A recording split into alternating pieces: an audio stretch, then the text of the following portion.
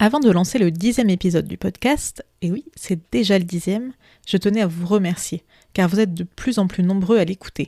Merci également pour vos retours positifs sur les réseaux sociaux, cela me touche énormément. Et maintenant, place à notre épisode.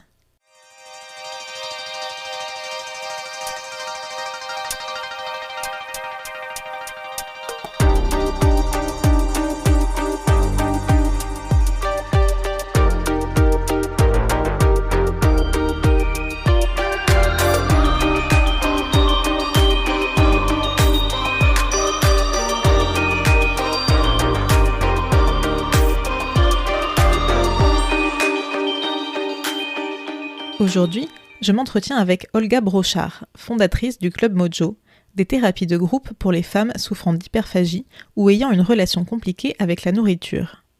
Dans cet épisode, elle nous explique pourquoi les régimes sont presque toujours contre-productifs et introduit le concept d'alimentation intuitive. Elle nous parle également de son propre rapport avec la nourriture depuis l'enfance et nous raconte la création de son entreprise. J'en profite pour faire un petit disclaimer. Je ne suis pas rémunérée pour cet échange, il ne s'agit pas d'une publicité pour le Club Mojo. J'ai tout simplement pensé que le parcours d'Olga pourrait parler à de nombreuses personnes, et j'avais très envie de vous parler du concept d'alimentation intuitive qui est à l'antipode de la culture des régimes. J'espère, comme à chaque fois, que cet épisode vous plaira, et je vous souhaite une très bonne écoute. Grossophobia. Bonjour Olga. Bonjour. Merci beaucoup d'accepter de témoigner aujourd'hui sur Grossophobia. Je vais commencer par te laisser te présenter en quelques mots et puis ensuite on rentrera un peu dans le vif du sujet. Parfait, on fait comme ça. Donc encore une fois, bonjour Pauline et je suis très ravie d'être invitée dans ton podcast. Qui je suis? Donc je m'appelle Olga Brochard, j'ai 35 ans depuis quelques semaines. Je suis aussi maman de 2 enfants. Je suis née à Saint-Pétersbourg, en Russie, mais ça fait déjà 13 ans que j'habite en France. Je suis entrepreneur et j'entreprends un lien avec les sujets qui me sont chers et où je sens que je peux être utile.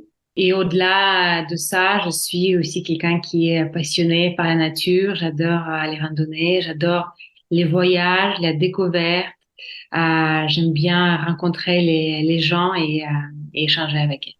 Super. Alors là, on peut rentrer tout de suite dans le vif du sujet. Donc j'aimerais te poser une question que je pose à tous mes invités. Si tu devais décrire ton corps en un mot, ce serait quoi? Le premier mot qui m'est venu à l'esprit, je me suis dit, bon, il faut pas réfléchir plus parce que les choses naturelles, c'est très souvent les plus vraies, c'est les questions.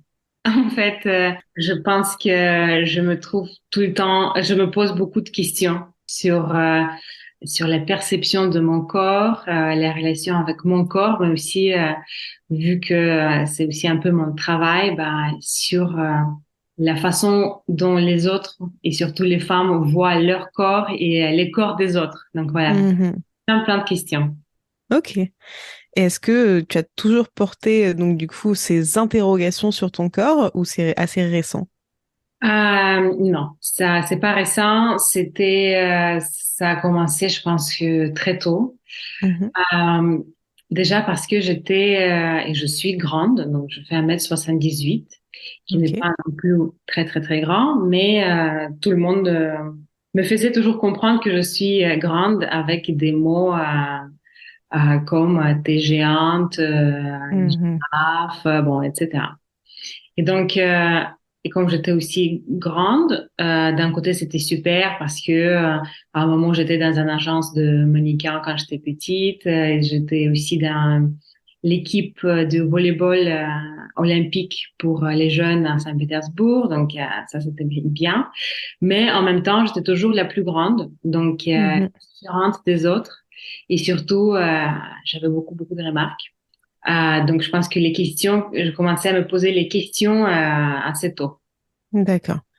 Alors, dans la description un peu de ton entreprise, dont on parlera un peu plus tard, tu expliques que pendant 15 ans, tu as un peu lutté contre ton corps, voilà, en tout cas, tu étais tout le temps au régime, tu n'aimais pas ton corps tel qu'il était. Est-ce que tu peux nous en parler? Pourquoi finalement avoir détesté ce corps? Oui, avec plaisir. J'aime bien en parler parce que je pense que ça décomplexe les autres et ça aide aussi à Mhm. se reconnaître et se rendre compte qu'en fait, on est loin d'être toute seule dans cette relation compliquée avec le corps. Donc, je pense que tout a commencé très tôt à cause ou grâce à, je sais pas, au fait que c'est lié au fait que je suis grande. Déjà, comme je suis grande, bah, je pesais plus lourd que mes copines. Mhm. Déjà, toutes mes copines, elles étaient dans leur majorité petites de taille. Et donc, c'est normal que moi, je me comparais à elles et j'étais toujours, moi, je prenais trop de place. Ok. Je pense que j'ai eu aussi quelques remarques des garçons à l'école que la femme, elle doit être petite. Mhm. J'imagine que c'est les garçons qui se trouvaient pas assez, Ah, assez pas assez grand. assez grand, assez fort. Donc, effectivement, oui, j'étais souvent plus grande que tous les garçons de l'école parce que, bon, ils grandissent plus Oui, ils tardivement. grandissent plus tard. Mm. Exactement. Donc, maintenant, tous ces garçons-là, ils sont plus grands que moi, bien évidemment. Donc, oui, j'ai eu, je pense que dès le début, euh, des remarques par rapport à ma taille et que ma taille et mes formes ne correspondent pas à la féminité, peut-être. D'accord. Ce qui ne m'aidait pas non plus de me sentir féminine. Après, donc, je pense que la pratique, donc, je faisais pas mal de danse, je faisais du volley, donc ça m'a aidé à être à l'aise avec mon corps. Je trouve que c'est Mhm. très, très, très important si vous êtes grande ou si vous vous sentez pas à l'aise avec votre corps, de faire de l'activité, pas forcément sportive, mais une activité avec votre corps, Oui, bouger, pour mieux le connaître, mieux le comprendre et être beaucoup plus à l'aise avec. d'accord. Et donc après, comme aussi je faisais partie, comme je mentionnais, j'étais mannequin pour enfants pendant quelques années. À un moment aussi, bah, avec la puberté, je commençais à grandir un peu dans tous les sens. Mhm. J'ai arrêté aussi le volley qui était très intense, une pratique quand même très intense. Donc je l'ai arrêté parce que j'ai déménagé et donc avec la puberté, mon corps a commencé à changer et aussi l'agence de mannequinat m'a fait comprendre que je fais plus la taille qu'il faut. Et en fait, d'un côté, c'est objectif. Je fais plus la taille qu'il faut pour être mannequin, mais moi, je l'ai pris très mal, je pense. Ça n'a pas aidé. Tu avais quel âge à peu près? Là, je pense que j'avais peut-être 12 ans, D'accord. 12 13 ans. Et donc, en plus, il y avait mes copines qui ont quand même resté dans l'agence parce qu'ils correspondaient à la taille. Bon, donc, c'était pas facile. Mhm. Et après, avec aussi la suite de l'adolescence, je pense que j'utilisais un peu la nourriture pour combler les manques, les peurs. J'aimais pas, Oui. même si l'école, j'aimais bien y aller parce qu'il y avait des copines et tout, mais je me sentais pas très à l'aise. Bon, je me posais aussi beaucoup de questions par rapport à ça. Et donc, je pense que j'utilisais la nourriture aussi pour m'occuper, me calmer, me distraire, etc. Et en fait, c'est quand j'avais peut-être 15 16 ans, à un moment, ma mère m'a dit que je suis grosse et moche et si je resterais grosse et moche, Waouh. je me marierais jamais. Oh, c'est tellement dur d'entendre ça de sa mère quand même. Ouais, très dur. Mm. Et bon, et surtout, c'est que maintenant que je comprends ça, que c'était que c'est complexe à elle, Bien sûr. et tu vois, c'est dur à entendre, mais en fait aussi avec mon travail, je me rends compte que c'est une fois sur deux, c'est la maman, Oui. les proches, très proches qui font des. Mhm. Et donc, à partir de là, j'ai commencé à faire tous les régimes avec ma mère, tous les régimes possibles. Donc, j'ai commencé par du camp. Donc, moi, je suis quelqu'un quand même qui a beaucoup de discipline. Quand je tenais longtemps. D'accord.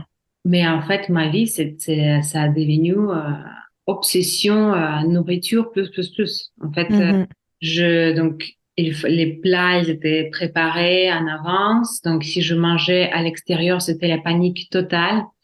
Je me rappelle toujours, il y avait un moment, on est allé à un restaurant avec mes amis et j'ai commandé le plat le moins calorique sur le menu, c'était le Oui. gazpacho. Et dans le gazpacho, il y avait 4 ou 3 croutons.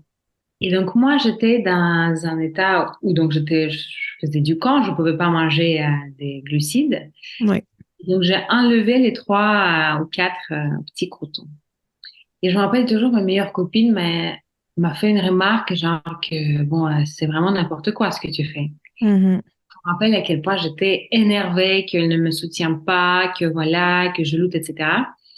Donc, c'est une situation très compliquée. Moi, j'ai pas du tout, donc moi, j'étais très énervée contre cette remarque-là. Mais en fait, elle avait raison. Oui. Sauf que quand, bon, maintenant, ça continue, hein, toujours. Il faut pas non plus rêver parce que bon, même s'il y a le mouvement body positif et on parle beaucoup plus de troubles de comportement alimentaire, mais quand même, la culture de régime est très, très, très forte. Et donc, en fait, quand on est dans ce monde des régimes, dans la culture des régimes, on ne voit même pas qu'il y a un autre monde qui existe. Et on voit que les autres, donc, qui sont minces pour nous, Mhm. euh, ils ont de la chance, que c'est la nature, etc., et qu'ils ne nous comprennent pas. Et c'est très, très, très difficile de se rendre compte qu'en fait, on a un problème de comportement Oui. alimentaire, parce qu'en plus, Instagram, Internet, les médias nous nourrissent avec les informations et les conseils pour perdre encore du poids, et voilà qu'il faut toujours être de plus en plus mince. Oui, j'ai bien connu ça aussi. Cet énervement après les personnes qui me, voilà, juste qui me mettent quelque chose dans mon assiette, par exemple. Je me rappelle, oui, si ma mère me servait un petit peu trop à manger, je me mettais à lui hurler dessus. Et en fait, c'était complètement déraisonnable, mais je me rendais pas compte, en fait. J'avais l'impression que moi, j'avais raison et que toutes les personnes autour de moi ne comprenaient rien à rien. Complètement. Mais tu vois, il y a des personnes comme ça qui existent et c'est pour ça Mhm. que à la fin, bon, des années après cet incident-là que je commençais à me poser la question, en fait, il y a quelque chose qui va pas. Il y a quand même des gens pour qui la nourriture, c'est un non-sujet. Mais Mhm. la grande majorité des gens vont toujours nous féliciter quand on fait un effort, entre guillemets, quand on perd du poids, on dit, waouh, t'as changé. Je voyais que moi, quand je perdais du poids, en fait, les gens s'émerveillaient. Mhm.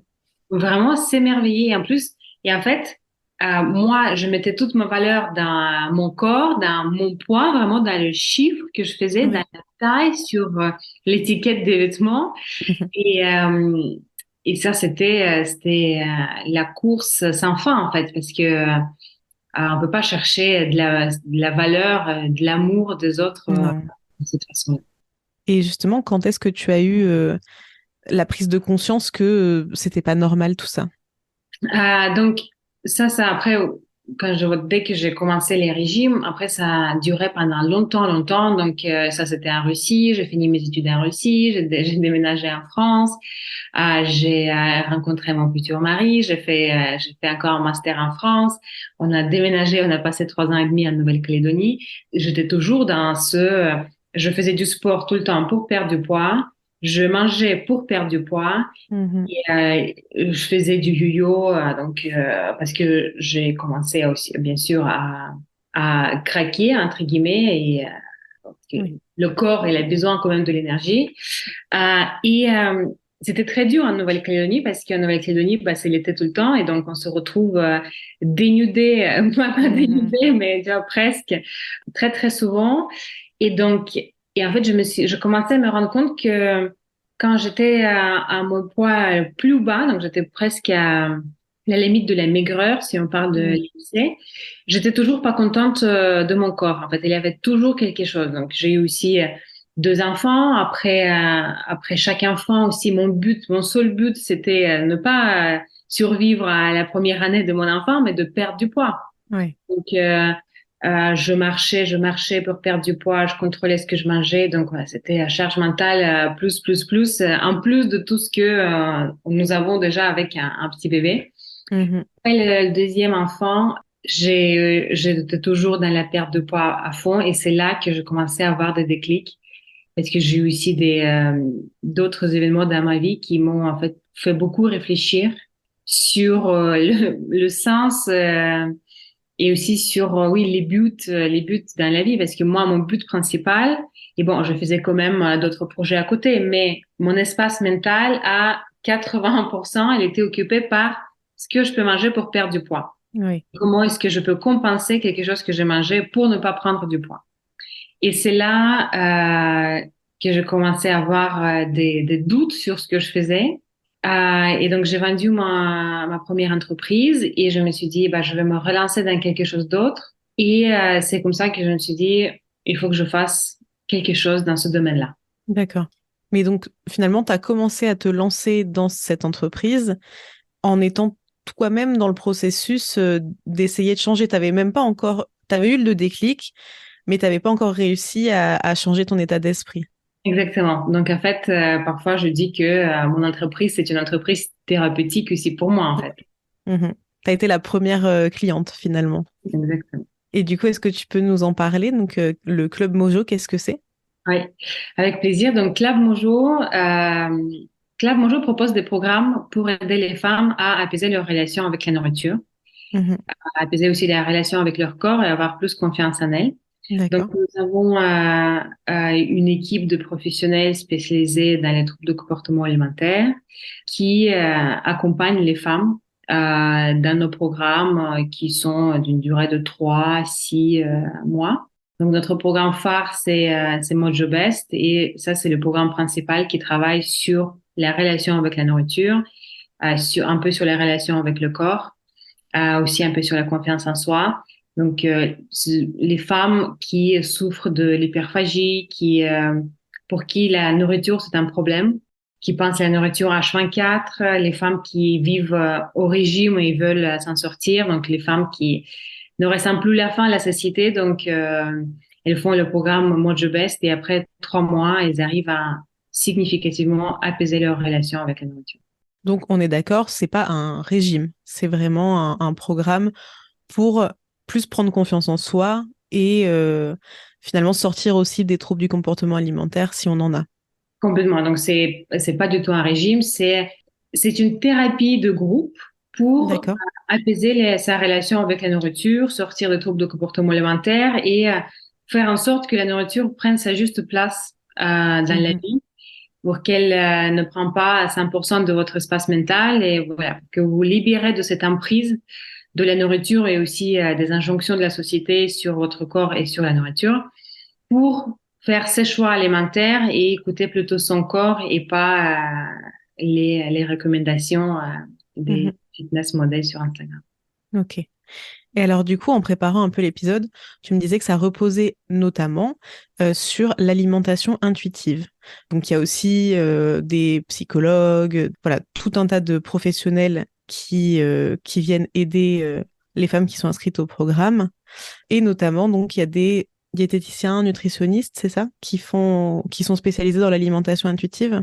Exactement. Donc, en fait, mon associé, il s'appelle Flore Ebichung, au début, il était ingénieur, mais après, il s'est reconverti en diététique. Mhm. Et au-delà de son BTS, il s'est formé auprès de l'association qui s'appelle le GROS, le groupe de réflexion sur l'obésité et le surpoids. Et cette association forme les diététiciennes à une approche psychocomportementale de la diététique. Je sais que la majorité de personnes, quand on entend une diététicienne ou un diététicien, on voit une personne qui va nous faire un plan alimentaire et va nous faire calculer les calories, va nous peser à chaque fois quand on vient. Et ça ne marche pas. Comme un régime, les restrictions ne marchent pas. Donc, je veux que les personnes qui nous écoutent notent ça, que les restrictions ne marchent pas. Ça va juste empirer votre comportement alimentaire. Et donc, les diététiciennes et les diététiciens avec une approche psychocomportementale vont jamais vous dire ce que vous pouvez manger, ce que vous pouvez pas manger, mais vont vraiment travailler sur votre relation avec la nourriture. D'accord. Pourquoi est-ce que je culpabilise quand je mange? Pourquoi est-ce que je mange quand j'ai pas faim? Pourquoi est-ce que je fais ces crises d'hyperphagie? D'ailleurs, il faut peut-être préciser pour les personnes qui nous écoutent ce que c'est l'hyperphagie. Oui. Un trouble de comportement alimentaire, c'est quand on mange une grande quantité de la nourriture dans une courte période de temps et on perd un peu le contrôle et on a, oui, le sentiment de ne plus rien contrôler et on mange jusqu'à avoir mal au ventre et après on culpabilise, il y a de la honte, on se cache, etc. Mhm. Souvent aussi ces crises se passent souvent en cachette, on cache après aussi les emballages, etc. pour qu'on on ne dévoile pas. Et d'habitude, les personnes qui en souffrent n'en parlent pas. Et ça complique aussi leur situation.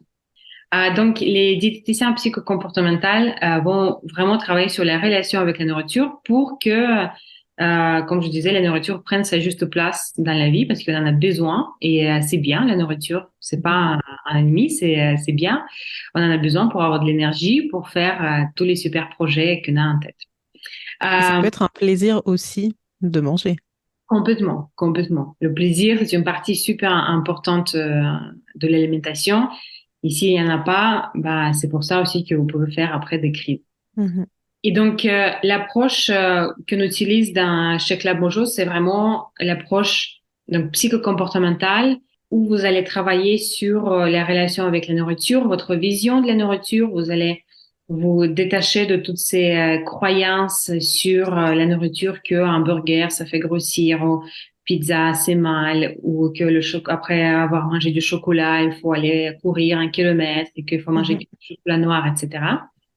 Pour aussi vraiment reprendre confiance en soi, réapprendre à écouter son corps, sa faim, sa satiété et manger de tout sans culpabilité, sans vraiment se poser de questions en fait, qu'est-ce que je peux manger, qu'est-ce que je peux pas manger, Mhm. plutôt qu'est-ce que je veux manger, de quoi est-ce que j'ai besoin et de quelle quantité j'ai besoin. Et vraiment en écoutant son propre corps. Ok. Ça, c'est très compliqué à faire C'est après vraiment pas facile. avoir passé des dizaines d'années à faire des régimes. Oui, donc là, c'est vraiment retrouver la sensation de faim, la sensation de satiété, de retrouver le plaisir de manger, oui. Ça aussi, se détacher de la culture des régimes, retrouver la connexion avec ses émotions, parce qu'il y a aussi cette expression je mange mes émotions. Donc, je mange quand je suis triste, je suis anxieuse, etc. Donc aussi, on a aussi une coach de vie qui intervient dans le programme D'accord. pour aider les femmes à réapprendre à définir les émotions qu'elles ressentent, parce que bon aussi, quand on est petit et petite, on nous dit ne pleure pas, ne crie pas, etc. Et on ne nous aide pas à, maintenant peut-être un peu plus, mais on ne nous aide pas vraiment à accueillir les émotions. Et les émotions, c'est bien, c'est une information. Et donc, il faut pas les gérer, il faut les accueillir et avoir une réponse adéquate à chaque émotion.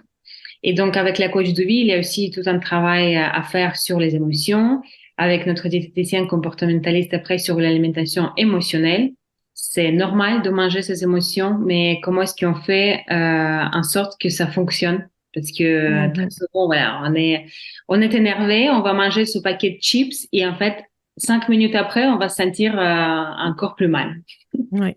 Donc, comment faire en sorte que ce paquet de chips ou la moitié du paquet de chips ou quelques chips nous apporte du réconfort et surtout ne nous enferme pas dans la spirale foutu pour foutu. Bon, voilà, tout est, je suis nulle, je suis bonne à rien, etc.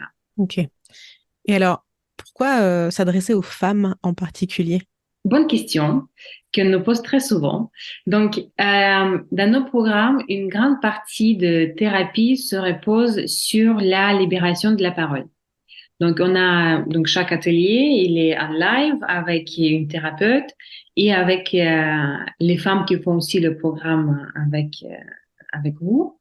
Et vous vous retrouvez toutes les semaines. Et donc, il y a bien sûr une partie théorique, une partie avec les exercices, mais il y a aussi une partie où on discute, aussi dans le chat entre les ateliers. Et comme surtout l'hyperphagie, bon, tous les troubles de comportement alimentaire, on n'en parle pas et parfois on ne les voit même pas. Mm. Euh, En parler, écouter les autres, en fait, ça libère énormément. Juste voir que on est normal, que il y a d'autres personnes qui vivent la même chose, qu'il y a des personnes qui me comprennent. J'ai pas besoin d'expliquer. Je veux pas avoir des conseils qui ne marchent pas, du genre, bah, t'as qu'à ne pas acheter cet élément chez Mhm. toi ou t'as qu'à faire du sport. Donc tout ça, ça ne marche pas. Déjà, ça ne marche pas, point, et ça ne marche surtout pas pour les personnes qui souffrent de troubles de comportement alimentaire, et ça empire les choses parce que ça enferme, ça isole encore plus les personnes.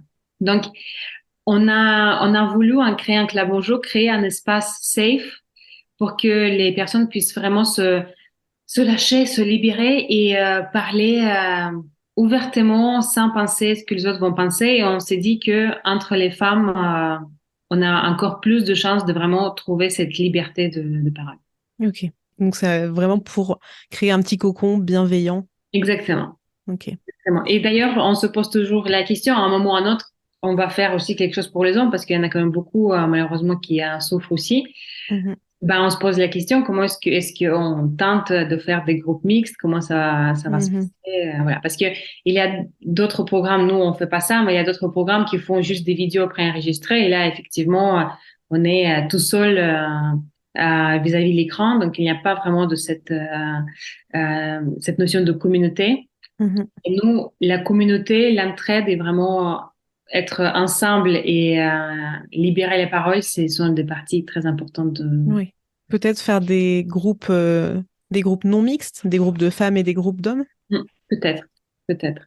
Et alors, du coup, j'imagine qu'il y a beaucoup de femmes du programme qui ont souffert ou qui souffrent encore de la grossophobie de leur entourage.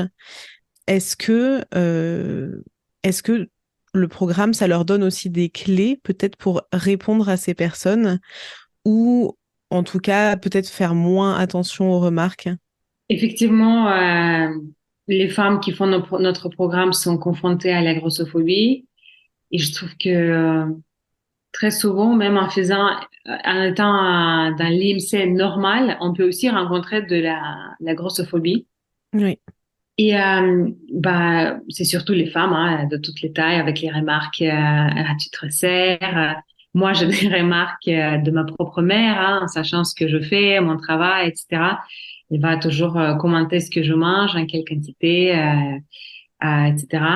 Donc, pour trouver des clés, oui, à ces personnes-là qui nous font des remarques grossophobes, ce que nous fait, c'est que on aide les femmes déjà à travailler sur leur confiance en soi. Mhm. D'ailleurs, on a créé un programme en plus qui s'appelle Mode de confiance, donc complètement lié à la confiance en soi. Pourquoi c'est important? Parce que en fait, vous pouvez pas contrôler les autres, donc vous pouvez pas contrôler ce que les autres vont dire. Vous pouvez juste contrôler ce que vous en pensez et qu'est-ce que vous ressentez. Donc, ce qui est efficace, c'est de travailler sur votre confiance en vous, sur le détachement vis-à-vis du regard des autres Mhm. et vraiment la confiance en vous, en ce que vous faites, en vos choix dans la vie et vos choix alimentaires aussi. C'est aussi l'amour de soi hein, qui est très important pour se construire en fait votre mojo intérieur qui ne sera pas perturbé par les personnes avec les remarques. Même si je sais que dans le chat, je vois souvent les filles qui partagent des tips, qu'est-ce qu'on peut répondre, etc. Vous pouvez bien sûr répondre, mais c'est aussi pas mal de ne pas réagir et juste montrer que ça vous nous touche pas et vous faites ce que vous voulez et Mhm. vous savez ce que vous faites. Justement, toi, quelle est ta réaction maintenant face aux remarques de ta maman qui continue parfois à te dire, ah, mais enfin, pourquoi est-ce que tu te resserres? Euh, Tout est écrit dans mon regard.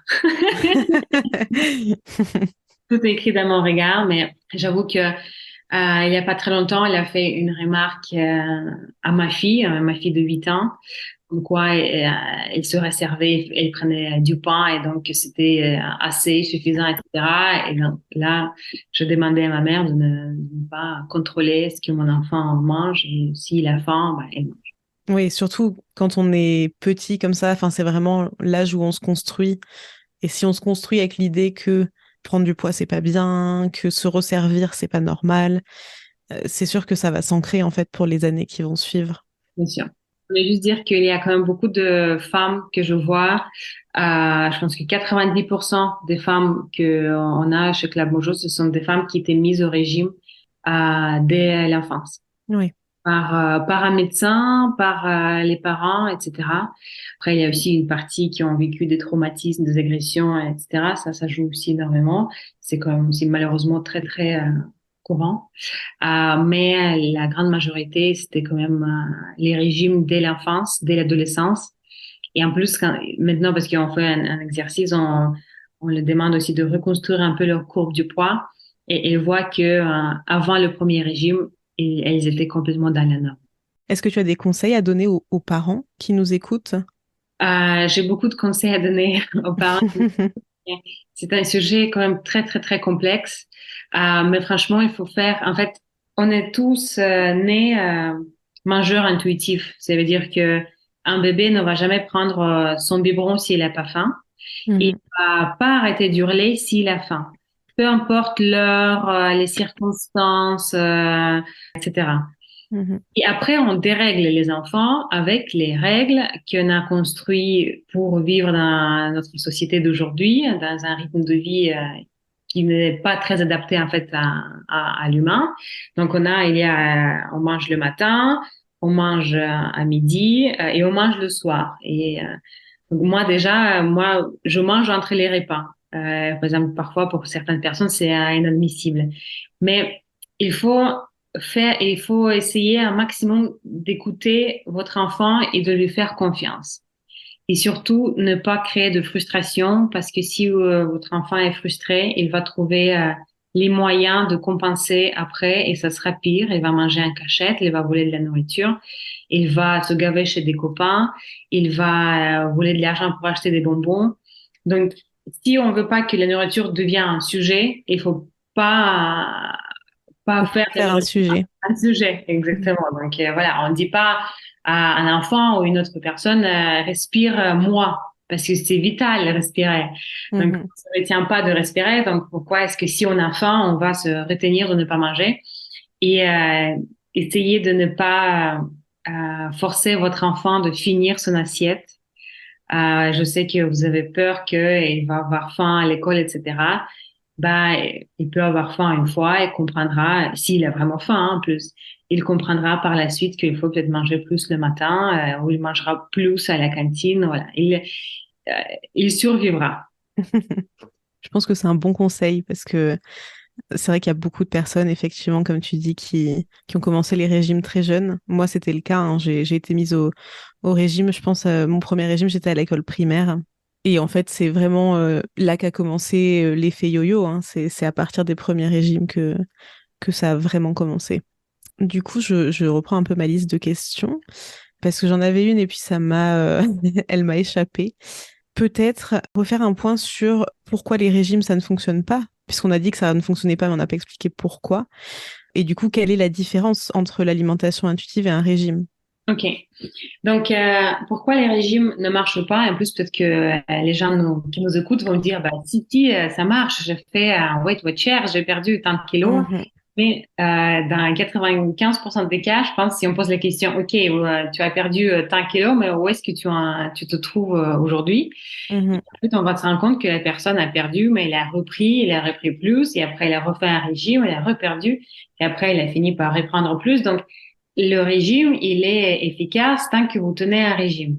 Mais le régime n'est pas fait pour être tenu sur le long terme parce que, en fait, vous mhm, êtes affamé et votre corps n'a pas assez d'énergie pour fonctionner normalement.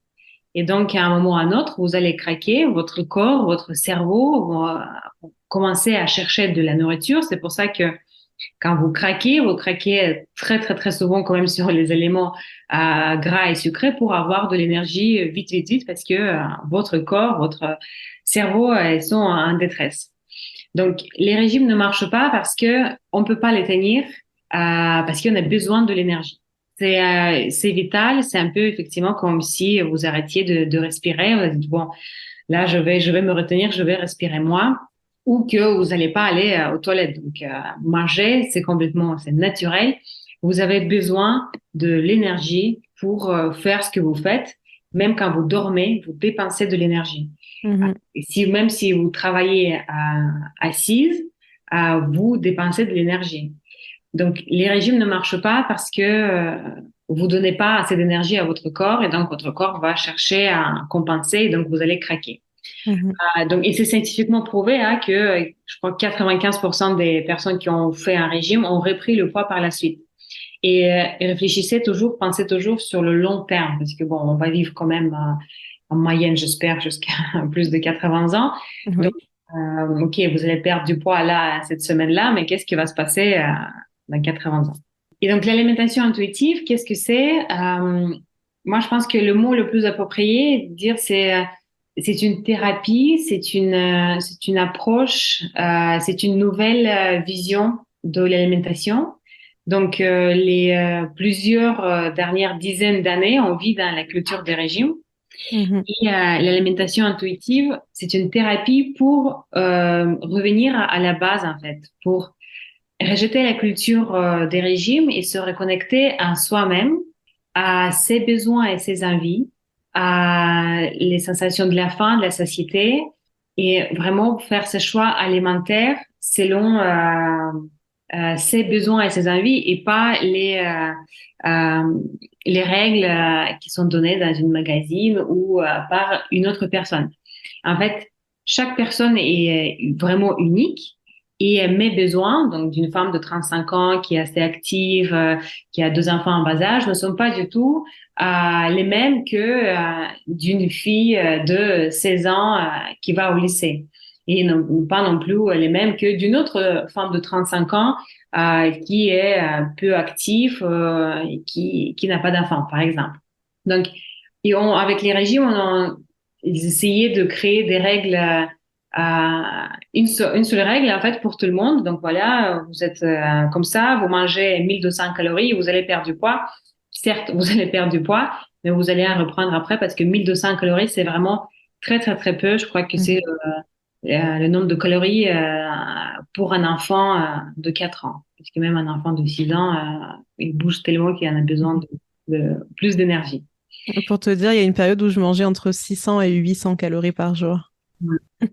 Mais tu vois, moi aussi, je me dis, je fais un régime où c'était 3 jours. Pendant 3 jours, tu manges que du riz. Après, pendant 3 jours, tu manges que du poulet. Et après pendant 3 jours, tu manges. C'est horrible. Ne faites pas de régime. Ne faites pas de régime. Ça déséquilibre tellement le corps et de toute façon, après, le corps, il compense, il se met en mode famine et il va se mettre à stocker davantage, même en mangeant des petites quantités. Donc, c'est vraiment pas l'effet qu'on recherche. Complètement. Et en plus, en fait, on sera tellement déréglé que, en fait, après des régimes, on ne fait plus quoi manger, comment manger, de quoi est-ce Mhm. que j'ai besoin. Et on a peur de la nourriture, on a peur de grossir. Donc, les régimes, c'est très, très, très souvent quand même la cause des troubles de comportement alimentaire. Donc, et dans la plupart des cas, les personnes qui font des régimes ont commencé à faire un régime quand elles étaient dans un poids, entre guillemets, normal, si on parle de Mhm. les et qui se retrouvent maintenant en surpoids, en obésité à cause des régimes. Ouais. Donc, pour continuer sur l'alimentation intuitive, pour entrer un peu plus en détail, en fait, c'est une approche qui est basée sur 10 principes. C'était créé aux États-Unis par deux femmes qui sont médecins, je crois, et professeurs.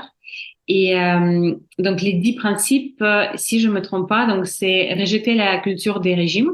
Donc, vraiment se détacher de toutes les règles qui existent et arrêter de vivre au régime. Parce qu'en fait, à chaque fois, quand il y a des pensées comme oh là là, je suis trop gourmande, j'ai pris un dessert, bah ça, c'est une pensée régime. Donc, vous êtes Mhm. dans la logique des régimes. Après, c'est honorer sa faim. Donc vraiment, voilà, si on a faim, en fait, quand on est au régime ou quand on fait attention, entre guillemets, quand on a faim, on mange pas forcément. On dit, bon, il est trop tôt, j'ai déjà beaucoup mangé, j'ai faim, bon, je vais tenir. Bah, donc l'alimentation intuitive va vous inviter à honorer votre faim. Ça veut dire que si vous avez faim, vous mangez. On n'attend pas. Même s'il est, je sais pas, 10 heures du matin et vous avez pris votre petit déjeuner. Mhm. Le troisième principe, c'est faire la paix avec la nourriture. Donc, normalement, malheureusement, si vous êtes au régime, vous classez les éléments dans les bons éléments et les mauvais éléments. Voilà, la salade, ça, c'est bien, mais le burger, ça, c'est mal. Et ça perturbe aussi la vision qu'on a de l'alimentation et nous pousse en fait à manger les éléments bons, mais comme ça ne satisfait pas nos besoins, par exemple, si vous avez besoin d'un burger, si vous avez envie d'un burger et vous mangez de la salade, bah vous allez craquer derrière et manger pas qu'un seul burger, mais un burger, des chips, etc. Juste parce que vous allez rentrer dans ce cercle foutu pour foutu. Mhm. L'autre principe, c'est découvrir le plaisir de manger. Donc, parce que quand on est au régime, on a peur des éléments et on recherche plus le plaisir, mais vraiment le but, c'est de maigrir. C'est retrouver sa faim et sa satiété. Faire la paix aussi avec les émotions.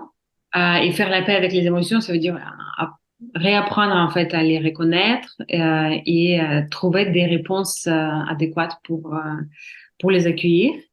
Faire la paix avec son corps.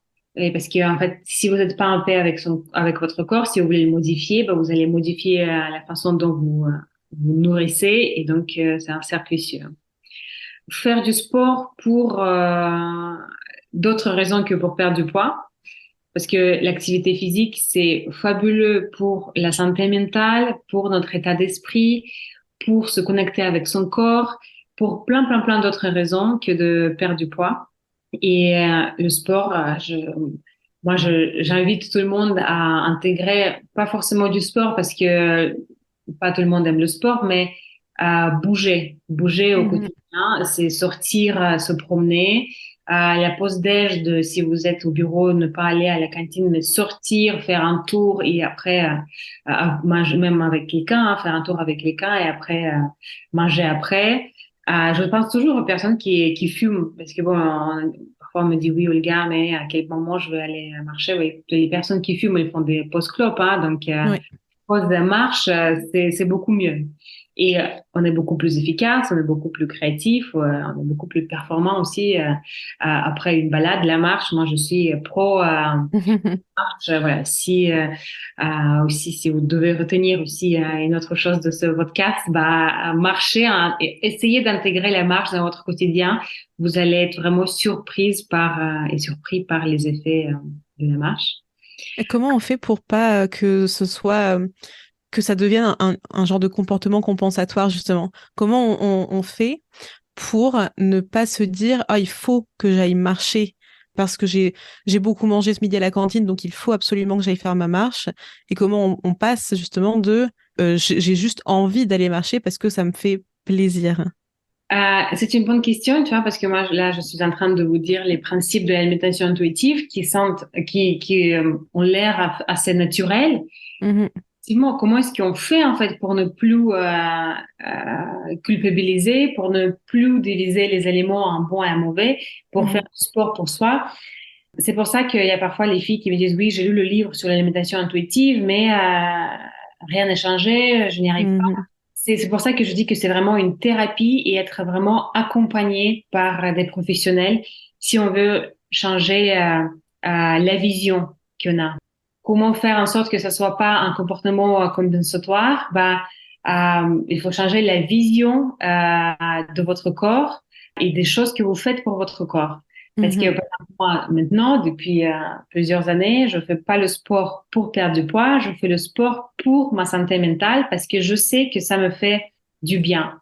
Et donc aussi, quand vous faites des régimes, vous faites pas du bien. En fait, vous êtes complètement dans une autre optique. Vous agissez contre vous-même, contre votre corps. Et donc, Mhm. l'alimentation intuitive, aussi tout ce qu'on fait chez Club Mojo, c'est pour vous, pour votre bien-être, pour se sentir mieux, pour aller mieux.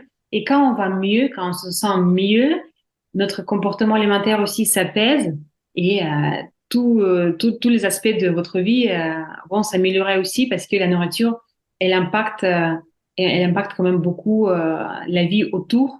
Parce que la nourriture, c'est tout, hein, parce que si on mange pas, on meurt. Donc, avoir une relation compliquée avec la nourriture et avec son corps, dans lequel on vit H24, c'est très compliqué. Oui. Donc, pour répondre un peu plus à ta question, c'est vraiment de faire ces choses-là, pas pour perdre du poids, mais vraiment voilà, se dire, ça va me faire du bien.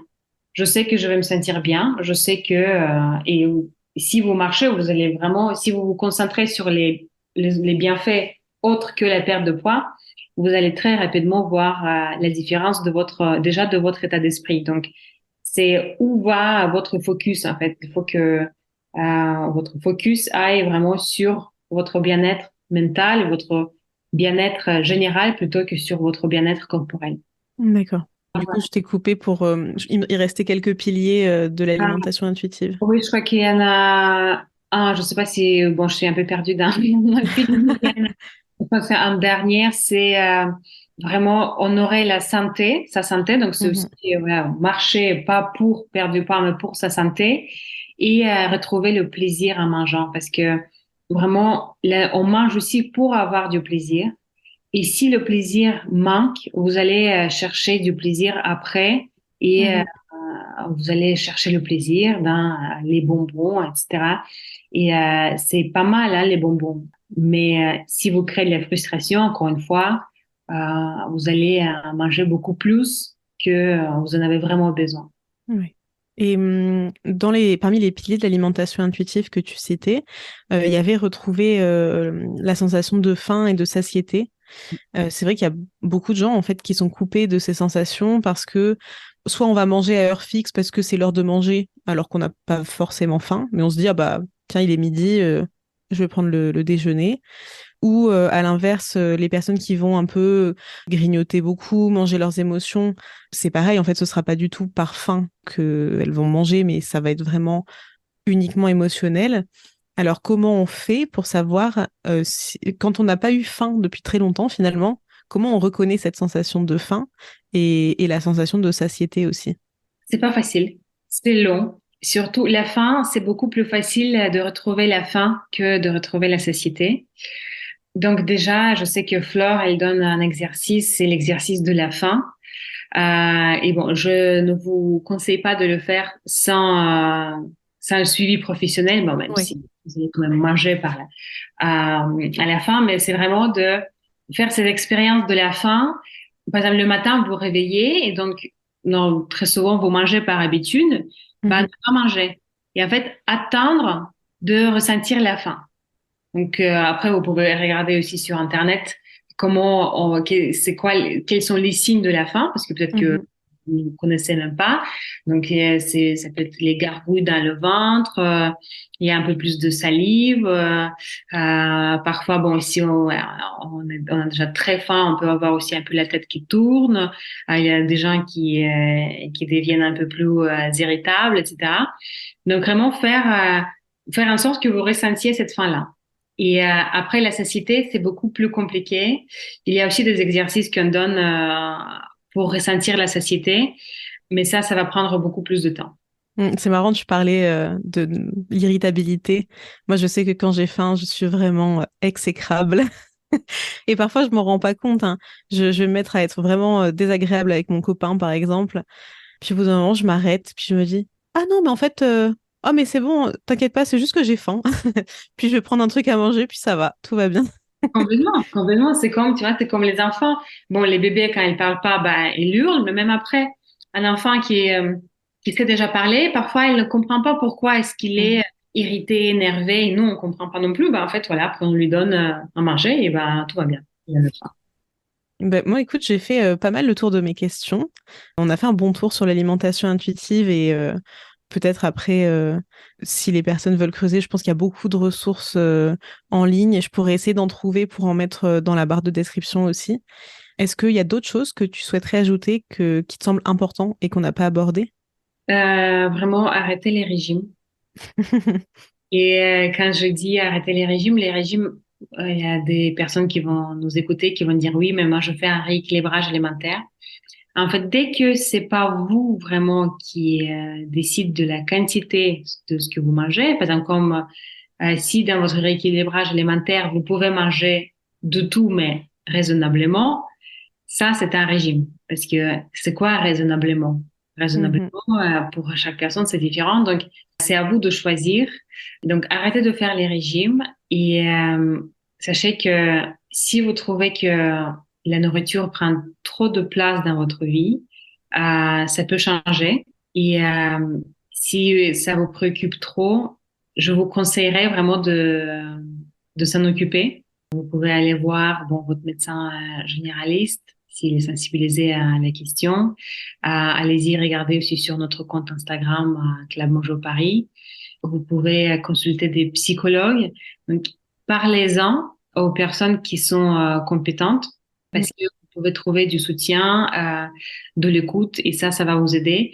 N'attendez pas, ne subissez pas cette relation compliquée avec la nourriture parce que vous vous rendez pas compte peut-être, mais ça pourrit pas que votre quotidien, mais aussi vos relations avec les gens, avec ce monde-là. Et une fois que la nourriture prenne sa juste place dans votre vie, vous allez voir à quel point, en fait, vous avez plein de temps et de l'espace mental pour faire d'autres choses beaucoup plus intéressantes et plus importantes pour vous. Ça me semble être un très bon conseil. Merci beaucoup d'avoir pris le temps de me répondre. Merci Pauline. Vous venez d'écouter le 10e épisode du podcast Grossophobia. C'était un échange avec Olga Brochard, fondatrice du Club Mojo. Un grand merci à elle d'avoir accepté de répondre à toutes mes questions. Si vous avez aimé cet épisode, n'hésitez pas à le partager sur les réseaux sociaux ou à laisser 5 étoiles sur votre plateforme d'écoute. Ça ne prend que quelques secondes et ça m'aide énormément à faire connaître le podcast. À bientôt!